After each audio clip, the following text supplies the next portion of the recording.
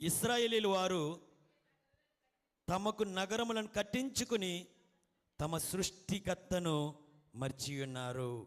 ఇశ్రాయేలీలు అనగా దేవుడు ఏర్పరచుకున్నటువంటి జనం, దేవుని వాక్యమును, నియమాలను, ధర్మశాస్త్రాన్ని ఎరిగినటువంటి జనం ఏమయ్యారు అంటే తమ కొరకు నగరములను కట్టించుకుని తమ సృష్టికర్తను మర్చిపోయారు.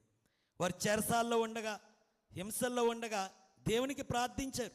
దేవుడు విని వారిని విడుదల చేస్తే వారు తిరిగి వచ్చి నివాసాలు కట్టుకున్నారు, గృహాలు కట్టుకున్నారు, అంతేకాదు నగరాలను కట్టుకున్నారు. కానీ దానిలో వాళ్ళు ఏం మర్చిపోయారంటే వారిని అంతవరకు నడిపించినటువంటి దేవుణ్ణి మర్చిపోయారు, సృష్టికర్తను మర్చిపోయారు. అయితే మర్చిపోతే ఏమవుతుంది? ఇంతవరకు మర్చిపోవటం అని చెప్తూ ఉన్నాం.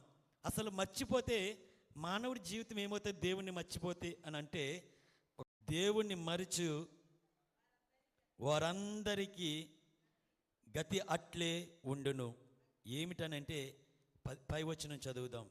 అది కోయబడక ముందు బహు పచ్చగానున్నది కానీ ఇతర మొక్కల కంటే త్వరగా ఎండి వాడిపోను లేదా ఎండిపోను.